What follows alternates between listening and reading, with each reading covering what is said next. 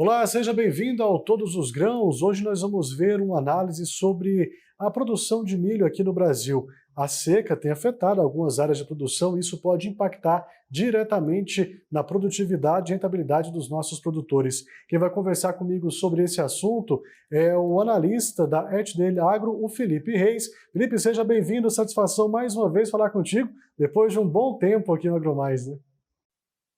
Eu que agradeço a oportunidade, Thiago. É sempre um prazer participar do programa junto com vocês. Bom, vocês da Etdale fez então aí essa análise, né? Como que vocês chegaram a ter esses números, hein? Nós obtemos uma gama, uma série de banco de dados climáticos, tá? A gente tem um certo banco de dados rico em precipitação acumulada, precipitação diária, umidade do solo, radiação solar, mas o principal indicador que nós utilizamos é o que chama NDVI, né, o Índice de Vegetação. Nada mais é que o vigor da vegetação. Nós utilizamos esse dado, este gráfico que ele faz, na verdade, como parâmetro principal para que a gente estime a produtividade das culturas, do milho, da soja, do trigo, cevada, de diferentes culturas, para então a gente estimar aí a produção. Então a gente estima a produtividade, cruza com a área para que a gente chegue na produção do milho, no caso agora começando o milho safrinha no Brasil. Nada mais é, para quem não conhece muito bem esse indicador, o vigor da planta, a saúde da planta. Então, ele vai de 0 a 1, quanto mais próximo de 1, mais saudável a planta está. E quanto mais tempo ele fique no seu maior patamar, imagina uma curva XY, onde a curva faz este movimento. Então, quando fica maior e por mais tempo, esse indicador ele tem uma alta correlação com a produtividade. Então, isso nos leva a colaborar com nossa metodologia de estimativa de produtividade. Esse indicador aí ele é baseado também em cima de outros indicadores. Então, o NDVI tem uma alta correlação com a produtividade, mas a umidade do solo tem uma alta correlação com este NDVI. Então, a gente utiliza não apenas o NDVI, mas também dados climáticos para chegar nesses números finais nossos de produção. Ô Felipe, e agora quais são essas regiões então que vão sofrer com essa baixa precipitação de chuvas, né? A gente já consegue identificá-las, quais são, ou ainda vai acontecer, ou já está acontecendo dentro das previsões de vocês? Bom, a gente tem uma seca já em andamento em uma larga área aí do milho safrinha, né, na zona de produção do milho safrinha. Quando a gente olha aquela região entre Mato Grosso do Sul, Goiás, Mato Grosso, principalmente no Mato Grosso do Sul, mas entre esses três estados, a precipitação acumulada desde o início de fevereiro era a menor dos últimos 20 anos, tá? Os últimos 24 anos pelo menos.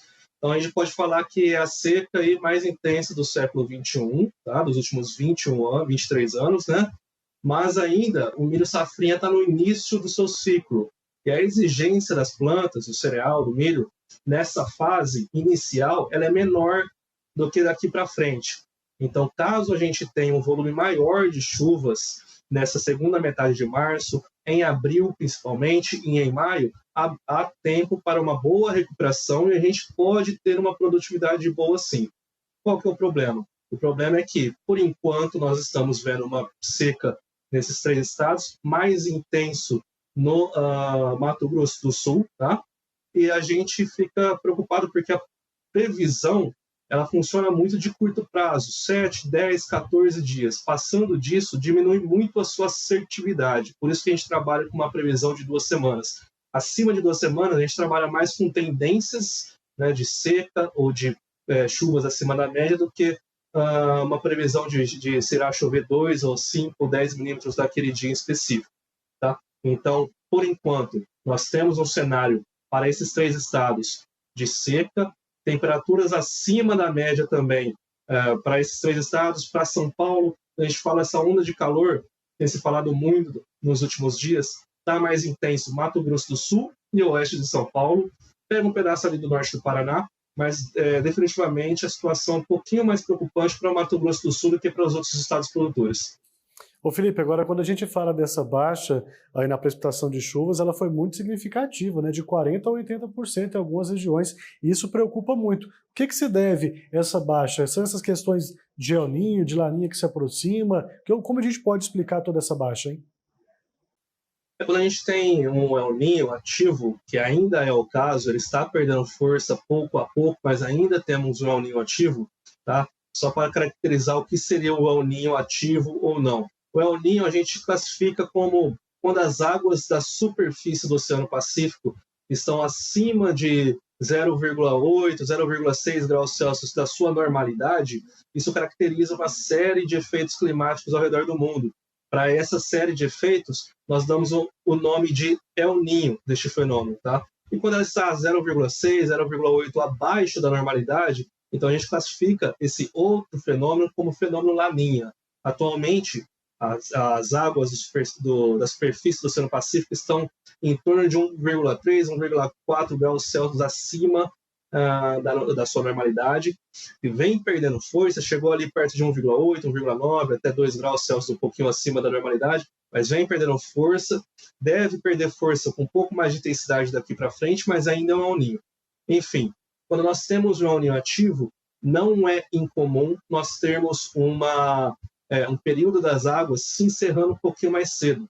No Brasil, a gente fala que a gente tem o período da seca e o período das águas. O que seria o período da seca e das águas? O período da seca é quando a gente tem o menor volume de chuvas, o período das águas, o maior volume de chuvas. O período das águas vai ali fim de setembro até o fim de março, início de abril, e o período das águas a gente vai no restante do ano, né? Então ali de segunda metade de abril até setembro.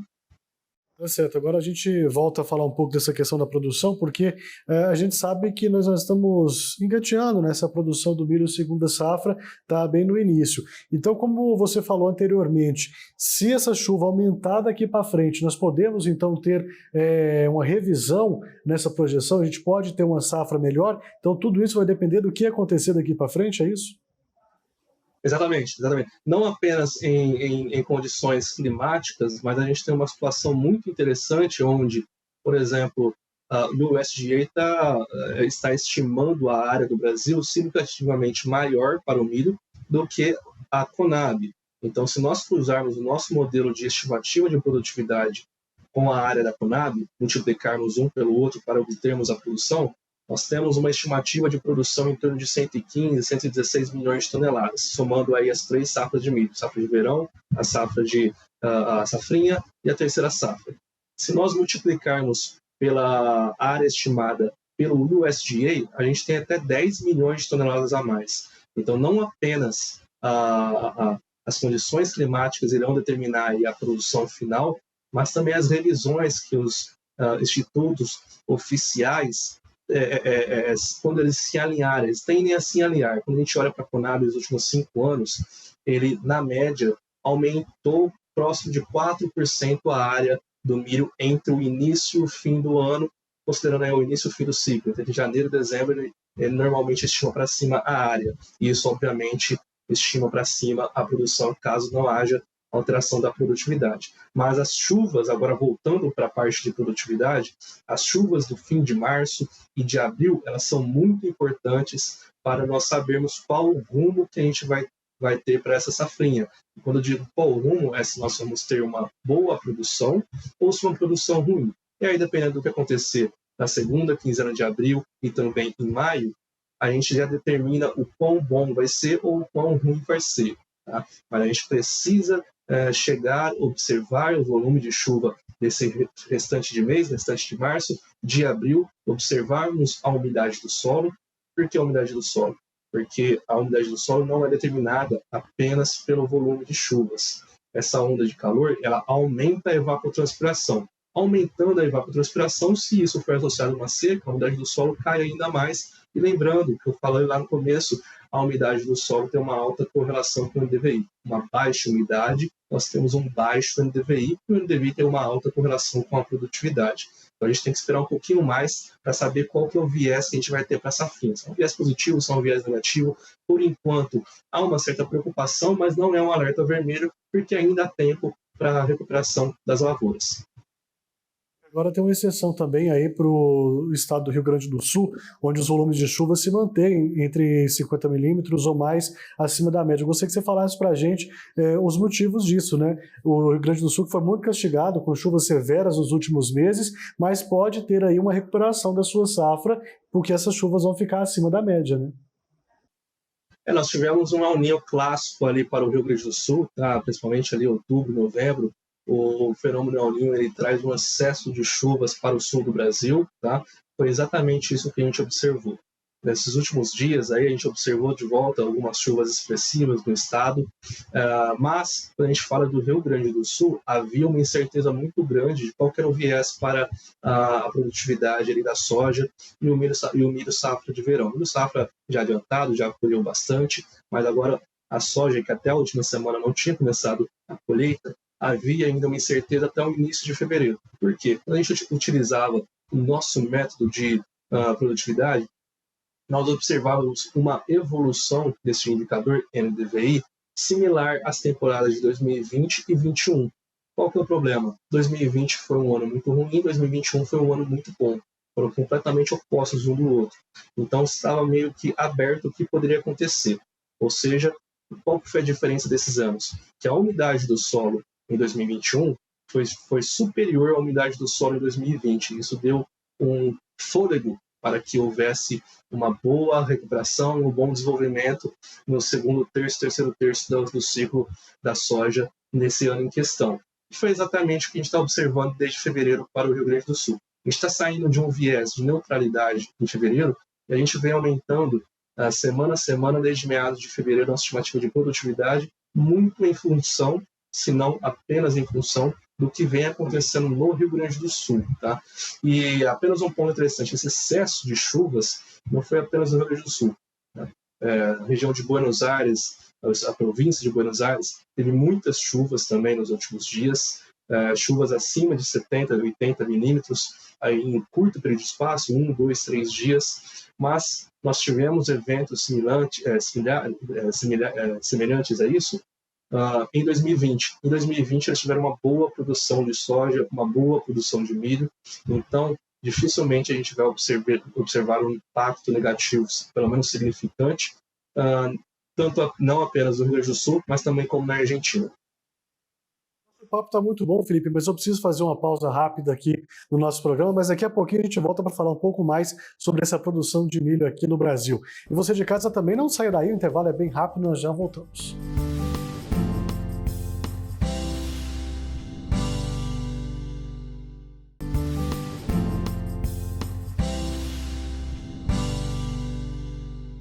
Olá, estamos de volta com todos os grãos aqui no seu canal AgroMais, repercutindo sobre a produção de milho aqui no Brasil, que podemos esperar desse ano de 2024, que tem aí com a escassez de chuva. Quem está conversando comigo é o analista da HDL Agro, o Felipe Reis. Felipe, nós temos aí uma previsão, né, que veio do Departamento de Meteorologia dos Estados Unidos da possível saída do El Niño nesse mês de março, aí dá aquela pausa aí até junho, mais ou menos, e volta o Laninha. Nesse período, se de fato tudo isso acontecer, como ficam as questões das chuvas para o produtor que já plantou seu milho aí? O que ele pode esperar aí de março até junho, né, quando volta a ter um fenômeno aí que é mais considerável, assim, se traz ou não chuvas?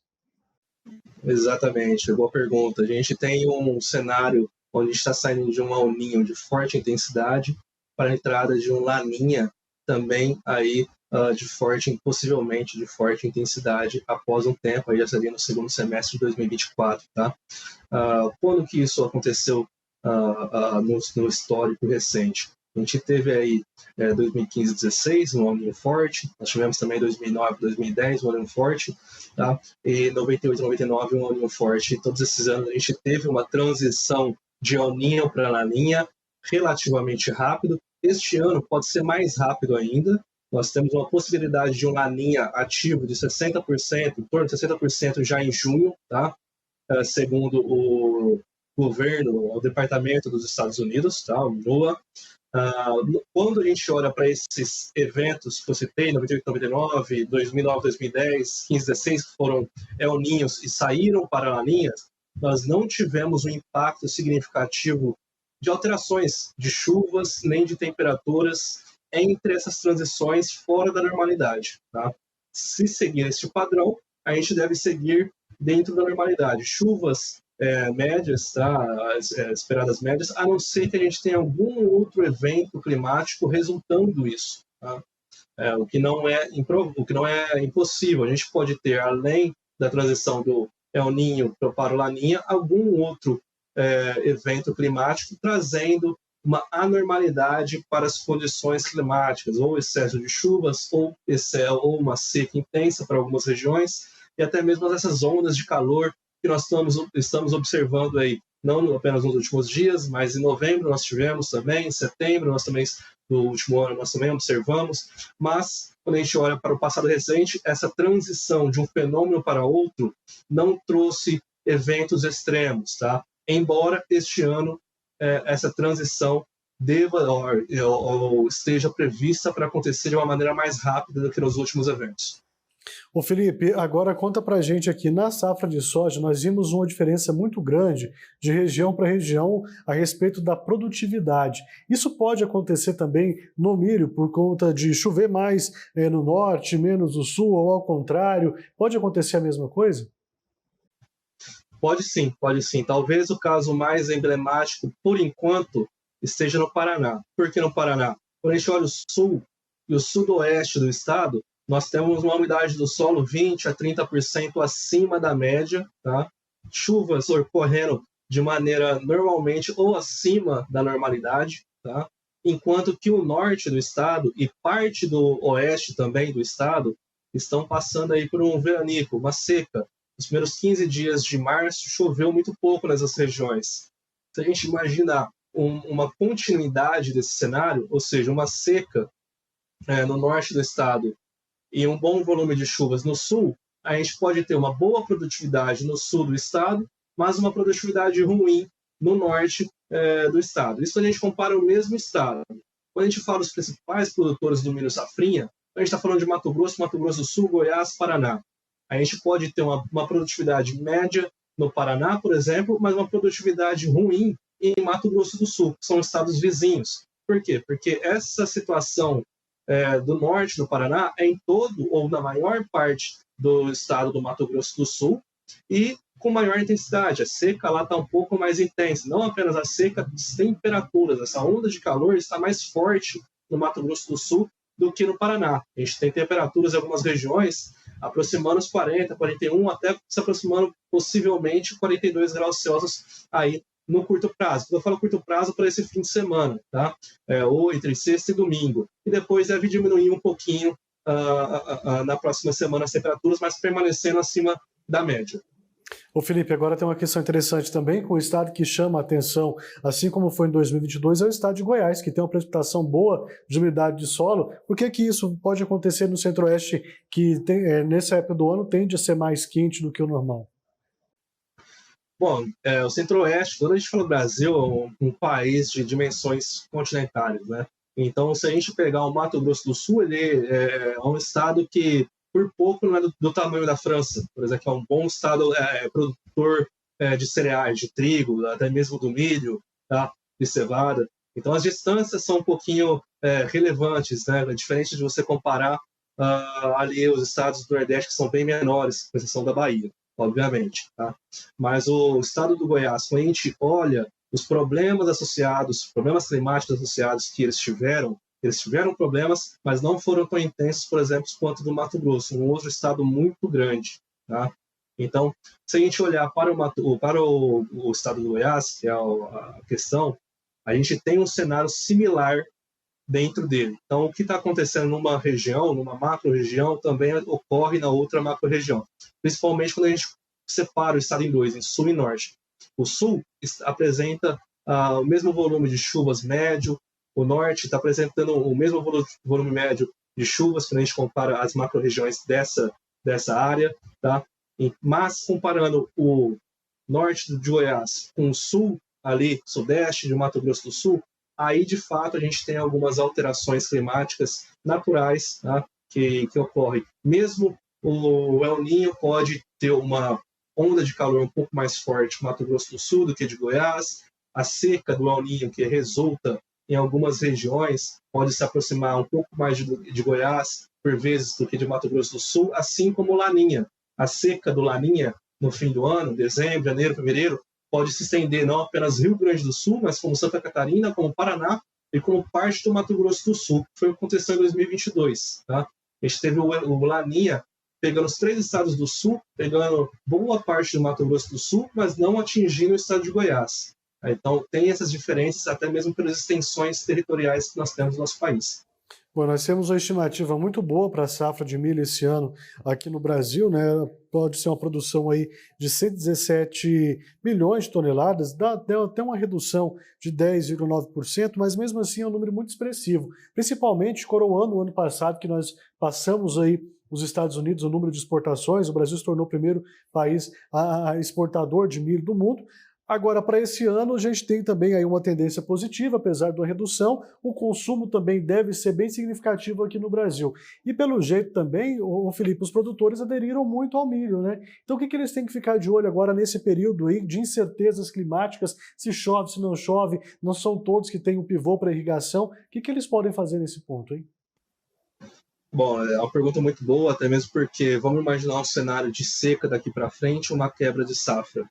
Se a gente tiver uma quebra de safra do milho safrinha, isso pode complicar os produtores, porque talvez os preços não caiam. A gente está observando isso com a soja, onde a produtividade caiu, né? Ainda não encerramos a colheita, mas de fato houve uma quebra de safra, mas a produção global de soja vai ser a maior da história. O milho, nós podemos ter uma quebra de safra no Brasil, mas podemos ter uma produção global boa, até mesmo porque o nosso vizinho, a Argentina, deve ter uma boa produção. Né? O ano passado ele produziu 25 milhões de soja, mas esse ano ele deve produzir acima de 52 milhões de soja. Então essa quebra de 10, 15 milhões, 10, 15, 20 milhões que nós estamos tendo aqui no Brasil, da soja, isso está sendo... está vindo ao mercado, possivelmente através da Argentina. E isso, o ciclo dos Estados Unidos nem começou. E eles devem plantar uma área um pouquinho maior do que o ano passado. Tá? Eles podem ultrapassar a produção de 400 milhões de toneladas de milho, por exemplo, porque é uma baita de uma produção. Então, para o produtor, ele tem que se precaver de toda maneira, obviamente, fazer o seu manejo como ele sempre faz, da melhor maneira possível. Muitos produtores já plantaram. Agora, em questão de chuva, não tem muito o que fazer, principalmente se não tem essa possibilidade de irrigação. Tá? Se preparar, ficar atento ao mercado, para que, se deixar para possivelmente vender tudo de uma vez, pode sofrer pode sofrer um impacto financeiro grande. Tá? Mas é claro que a gente está estimando uma quebra de safra. Até agora é muito cedo para fazer qualquer estimativa de quebra de safra. A gente está trabalhando muito mais dentro da neutralidade, ou seja, uma produtividade rodando ao torno de 0% em relação à tendência, nem acima nem abaixo. Nós devemos começar a fazer essas alterações mais para o fim do mês, em março, abril, porque quando a gente olha o Brasil, Mato Grosso, até mesmo Paraná e outras regiões também, nós tivemos um plantio um pouco mais precoce do que nos últimos anos. Tá? Isso é positivo, porque quando você planta o milho antes, você aproveita mais a época das águas. Tá? Embora, aparentemente, a época das águas esteja mais curta, quem plantou ali no início de fevereiro pôde aproveitar algumas chuvas de fevereiro, algumas chuvas de março, mas quem plantou no início de março, ele já não teve essas chuvas de fevereiro, e março teve algumas chuvas, mas abaixo da média. Então, esse plantio precoce, eu acho que ele pode ser determinante para que a gente não tenha uma quebra de safra nesse ciclo, ao menos não tão expressiva como nós poderíamos ter. Tá certo, né? A gente sabe dos desafios que os nossos produtores vão ter daqui para frente. É um ano totalmente atípico, assim como foram os últimos, mas que ele vai se reinventando, vai buscando aí os meios de trazer a sua produção, de colocar isso em prática. E o produtor, a gente sabe também, né, Felipe, que ele é muito resiliente e está sempre ali, lado a lado, dentro da sua propriedade, na lida diária, trazendo os melhores grãos aí não só para o Brasil, mas o mundo inteiro, né? A gente alimenta o nosso país e boa parte desse mundo afora, seja com chuva, com a falta dela, com muito sol, os nossos produtores nunca desistem aí da sua atividade. Mas por hora, Felipe, eu quero agradecer muito a sua participação aqui com a gente, sempre muito bom falar com você, um grande abraço e até a próxima, viu? Um abraço, estamos aqui sempre à disposição que quiserem conversar, bater um papo aí com a gente. Tá certo, mais uma vez, muito obrigado, viu? Bom, e você de casa também, muito obrigado pelo carinho da sua audiência, sempre muito bom estarmos juntos. Continue acompanhando a programação do seu canal AgroMais. A gente se encontra por aqui, um grande abraço, tchau.